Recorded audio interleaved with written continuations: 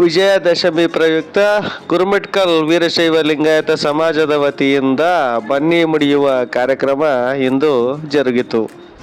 ಶ್ರೀ ವೀರಭದ್ರೇಶ್ವರ ದೇವಸ್ಥಾನದಿಂದ ಮಂಗಳ ವಾದ್ಯದೊಂದಿಗೆ ಖಾಸಾ ಮಠಕ್ಕೆ ಪ್ರತಿ ವರ್ಷ ಪಾರಂಪರಿಕವಾಗಿ ಹೋಗ್ತಕ್ಕಂಥ ಈ ಬನ್ನಿ ಮುಡಿಯುವ ಕಾರ್ಯಕ್ರಮ ಮೊದಲಿಗೆ ಸಣ್ಣ ಮಠದ ಸೋಮೇಶ್ವರ ಕರ್ತೃ ಗದ್ದುಗೆಗೆ ಆಚಾರದಂತೆ ಪೂಜೆ ಸಲ್ಲಿಸಲಾಯಿತು.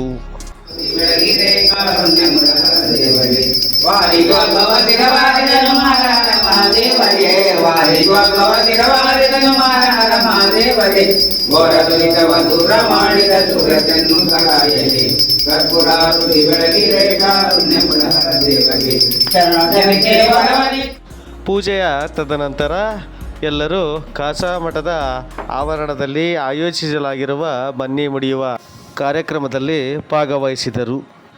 ಗುರುಮಠಕಲ್ ಖಾಸಾ ಮಠದ ಗುರು ಮುರುಘರಾಜೇಂದ್ರ ಗದ್ದುಗೆಗೆ ಪೂಜೆ ಸಲ್ಲಿಸಲಾಯಿತು.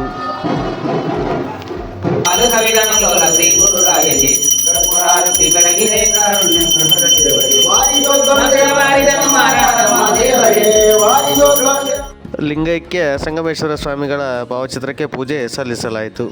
ಕಾರ್ಯಕ್ರಮದ ಕುರಿತಾಗಿ ಪ್ರಾಸ್ತಾವಿಕ ನುಡಿಗಳನ್ನು ಶ್ರೀ ವಿಜಯರಾಜೇಂದ್ರ ಶಾಸ್ತ್ರಿ ನಿವೃತ್ತ ಶಿಕ್ಷಕರು ಮಾತನಾಡಿದರು.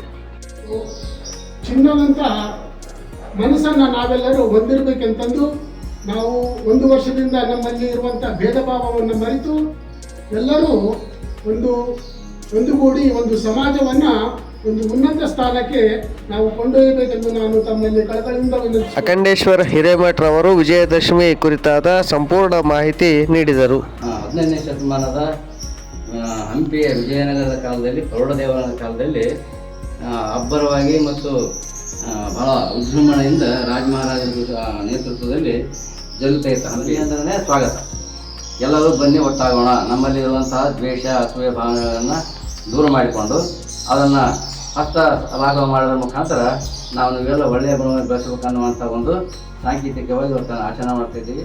ವಿಜಯದಶಮಿಯಂದು ಮುಖ್ಯವಾಗಿ ಶಮಿ ವೃಕ್ಷ ಬನ್ನಿ ಮರಕ್ಕೆ ಪೂಜೆ ಸಲ್ಲಿಸುವುದು ಅನಾದಿ ಕಾಲದಿಂದ ನಡೆದು ಬಂದಿರತಕ್ಕಂಥ ಒಂದು ಆಚಾರ. ಹಾಗೆ ಇವತ್ತು ಸಹ ಖಾಸಾ ಮಠದ ಮುಂಭಾಗದಲ್ಲಿ ಪ್ರತಿ ವರ್ಷದಂತೆ ಈ ವರ್ಷವೂ ಸಹ ವೀರಶೈವ ಲಿಂಗಾಯತ ಸಮಾಜದ ವತಿಯಿಂದ ಶಮಿ ವೃಕ್ಷಕ್ಕೆ ಪೂಜೆ ಸಲ್ಲಿಸಿ ತದನಂತರ ಬನ್ನಿ ಎಲೆಗಳನ್ನು ವಿನಿಮಯ ಮಾಡಿಕೊಳ್ಳಲಾಯಿತು. ಮತ್ತೊಂದು ವಿಡಿಯೋದೊಂದಿಗೆ ಮತ್ತೆ ಸಿಗೋಣ. ನಮಸ್ಕಾರ.